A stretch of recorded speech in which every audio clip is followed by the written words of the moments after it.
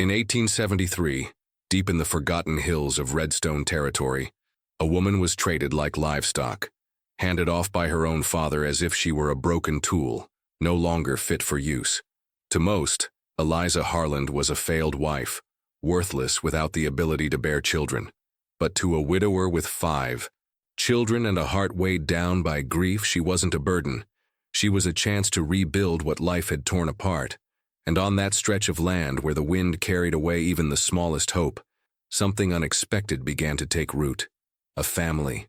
The year was 1873, and the dry winds howling across Redstone Territory carried no promises for Eliza Harland. Her father, a man with cracked hands and colder eyes, had dragged her to the town's trade post like one would haul a worn-out mule. If she can't give children, she'd better at least cook and scrub, he barked to a group of men, each one appraising her like livestock. Eliza sat barefoot in the back of the wagon, clutching a cloth bundle that contained all she owned in the world. The floor beneath her was splintered and cold, and through a small tear in the canvas, she watched the crowd outside, faces like stone, eyes like measuring sticks. Some men laughed, others muttered figures and offers, but one man stood apart. He wasn't loud or boastful. He didn't leer or snort. He simply watched, arms crossed, expression unreadable. Tall, clean-shaven, with dark hair and rough hands. He looked more like a man who fixed broken things than one who bought them. When he finally spoke, his voice cut through the noise with calm authority. "What's her name?" he asked. Eliza's father scoffed. "Eliza Harland. Not that it matters. She'll answer to whatever you call her." "But the—" man shook his head slowly. "It matters to me." No one had said her name in months. Her former husband had called her woman, wife, or simply useless. Her parents whispered the burden when they thought she couldn't hear. So when the man stepped forward and asked, "Miss Eliza, would you come out here, please?" She hesitated, not out of fear, but because the word please was so unfamiliar it almost startled her. She drew in a breath, parted the canvas, and stepped into the light. The sunlight stung her eyes, and the hush that fell over the men said more than any word could. Some looked disappointed, others whispered assessments, but the tall man just looked sad. "My name is John Mercer," he said gently. "I have 5 children and a small farm about 10 miles west. I need help, someone to care for my home and my family. I'm not here to own you. I'm offering work, if you're willing." Eliza blinked. Work, not ownership? She turned to her father, whose face had gone red with frustration. He said nothing, only glared. She looked back at the man called Mercer. There was no force in his voice, no bargaining, only choice. "Yes, sir," she whispered. "I'm willing." He nodded. He once pulled a few bills from his coat, more money than Eliza had ever seen, and handed them to her father. Then he turned back to her. "Do you have everything you need from the wagon?" She held up her small bundle. "This is all I have." His frown deepened. "That's everything?" her father interjected. "She don't need much. Never been one for pretty things." But John wasn't looking at him. He was studying Eliza, not the kind of looking that judged, but the kind that noticed. "Is there anything else that's yours? Anything you want to take?" She thought of her mother's rocking chair, the garden she planted behind the cabin, the book she kept hidden in a floorboard. But all of that had long stopped belonging to her. "No, sir," she said quietly. "Nothing else is mine." He didn't argue.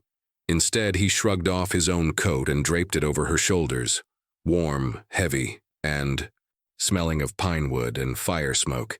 "Well then," he said, "let's go home." As they walked to his wagon, her father called after them, "She's your problem now, Mercer. Don't come whining when she lets you down." But Eliza didn't look back. For the first time in years, she was walking toward something, not away from it. The ride was long and silent at first. Eliza kept to herself, sitting at the edge of the seat with her bundle in her lap. The coat he had given her felt unfamiliar, like a kindness she hadn't earned. "Thank you," she said finally softly, "for asking my name." John glanced at her, then smiled. The first real smile she'd seen in what felt like a lifetime. "Everyone deserves to be called by their name," he said.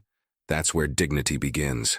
And as the wagon rolled westward, leaving behind the voices that had once decided her worth, Eliza Harland felt something new settle into her chest. Not hope exactly, not yet, but something like the memory of it. The Mercer farm revealed itself slowly, as if uncertain whether to show its full shape. The path was rutted with frozen mud and lined with pine trees that leaned into the wind like tired men.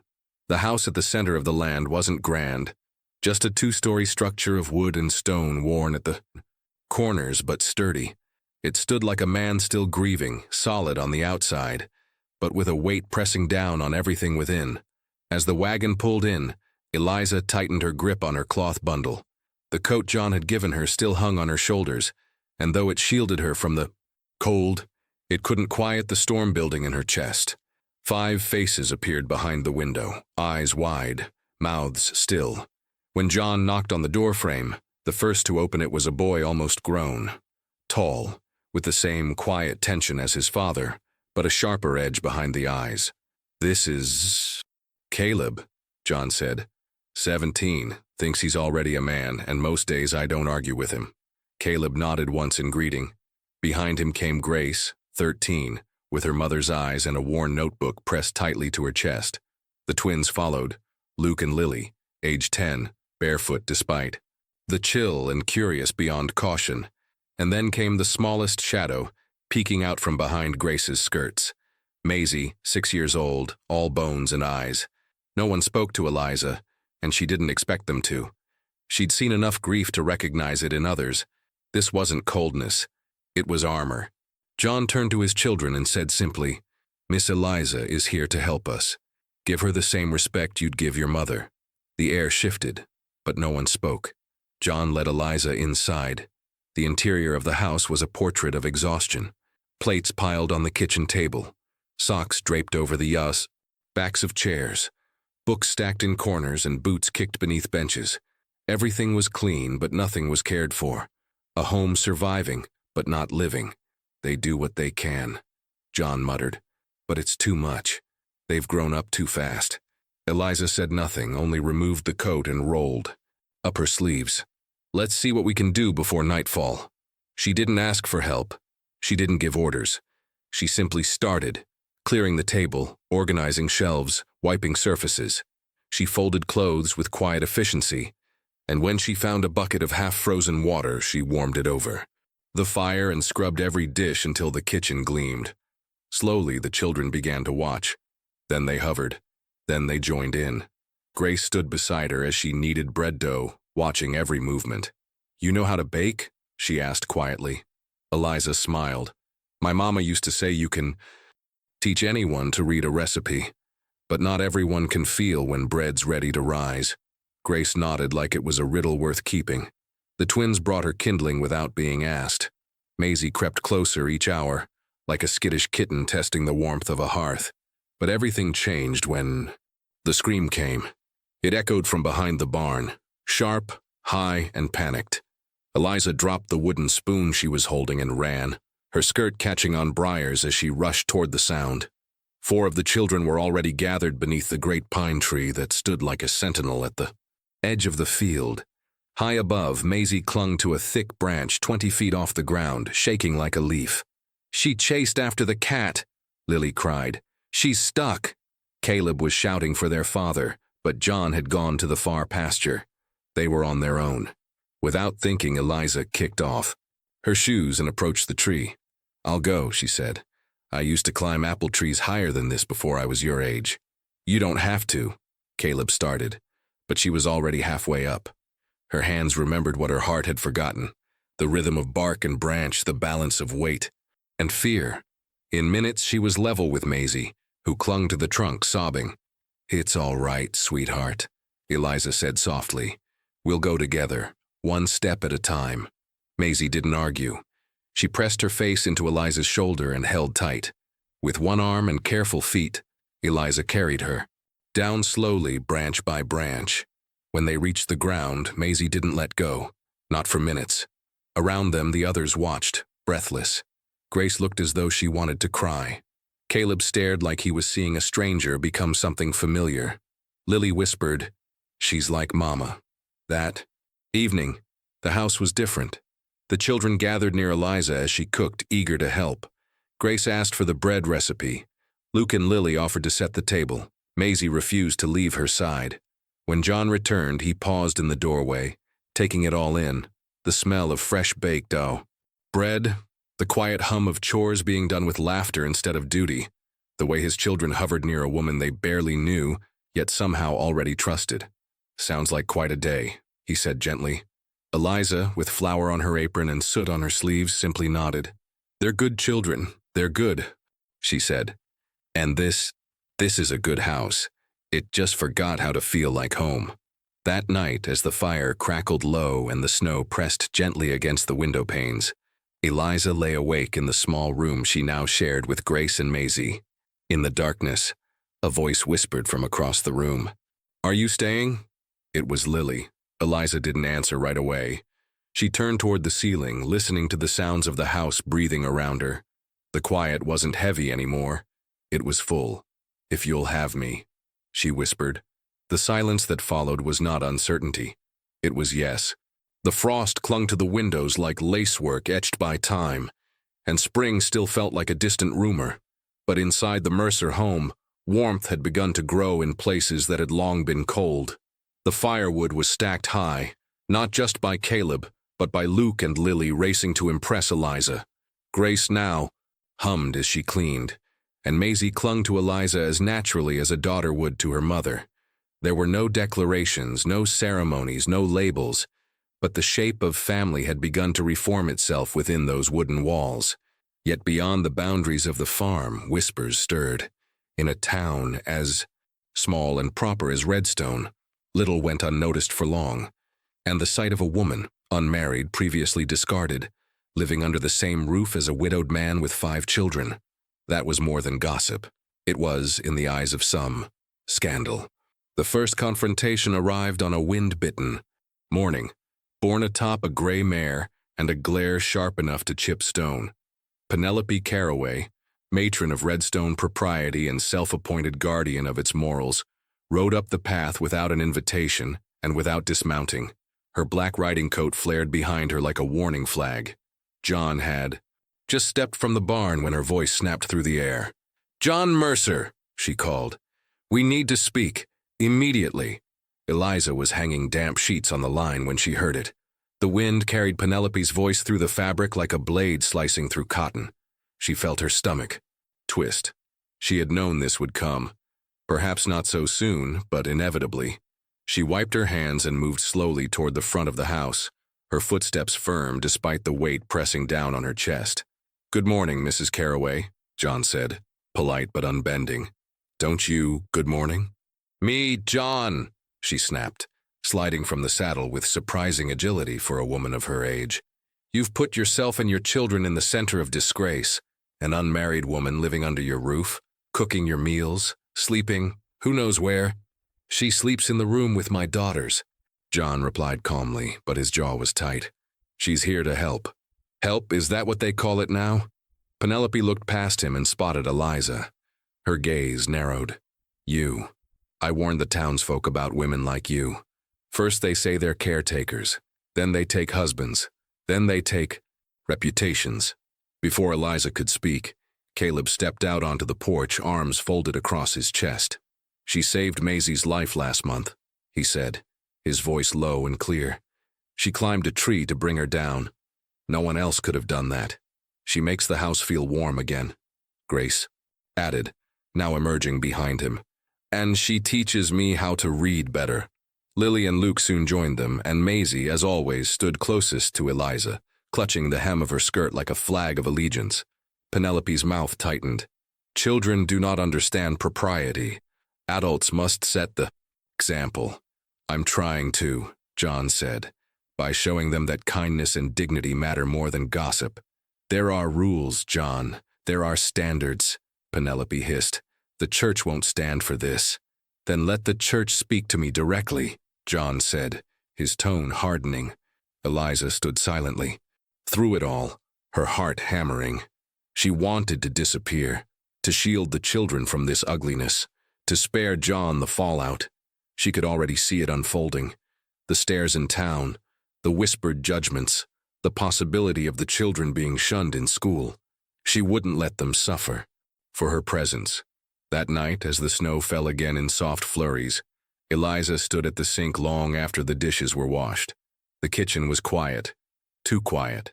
John leaned against the doorframe, arms crossed, watching her. "She'll go to the council," Eliza said finally. "You'll lose your standing. Customers will stop coming, the children." "Let her talk," John said. "You don't understand." "I do." His voice was low but steady. "And I still say let her talk." She turned, and in her eyes he saw not fear, but heartbreak. "This was the first place I've ever felt like I could breathe. But if staying here hurts you or them—" John crossed the kitchen in 3 steps and took her hand in both of his. "Then we'll find a way to protect it. Together." Upstairs, the children pretended to sleep, but Caleb lay awake, listening. He'd heard every word from behind the banister. And as the snow painted the fields white again, he made a decision of his own, one that would change everything. Outside, Redstone's tight-laced society was sharpening its blades, but inside the Mercer home, the fire still burned. Not just on the hearth, but in the hearts of those who had found something they never thought they would again: belonging. The storm rolled in with no mercy. One moment the hills surrounding the Mercer farm lay quiet beneath a winter sky, and the next, the wind howled like wolves in mourning. It wasn't the kind of snow that gently blanketed the land. This was a siege, relentless and consuming. By dusk, visibility had dropped to nothing, and the trees groaned under the weight of ice. John and Caleb had only just finished reinforcing the barn doors when the pine tree on the north side of the property gave way, with a sound like thunder cracking the earth. It missed the house by no more than 20 feet, and blocked the main path completely. "We're snowed in," John said as he brushed snow from his coat and boots, his voice flat. "Could be days before we can clear a way out." Inside, the children huddled near the fireplace. Their fear was quiet but visible, in the way Grace's hands shook while she counted food supplies, in the way the twins stayed unusually close to one another, and in how Caleb paced like a young man carrying too much. Maisie climbed into Eliza's lap, her small hands clinging tightly to the fabric of her skirt. Eliza wrapped her arms around the girl and didn't let go. The heat from the fire helped, but it was warmth of another kind they truly needed now. Steadiness, presence, and purpose. "Well then," Eliza said brightly, brushing a lock of hair from Maisie's face. "Looks like we finally have time to finish all those things we keep putting off." And just like that, the mood shifted. Over the next 2 days, the farmhouse became a world unto itself. Eliza created a rhythm that carried them through. Mornings were for lessons. Maisie learned her letters, Grace helped the twins with arithmetic, and Caleb, though initially reluctant, took over reading aloud in the afternoons. Evenings brought music, with Caleb's harmonica weaving quiet songs through the candlelit rooms. Meals were modest but comforting.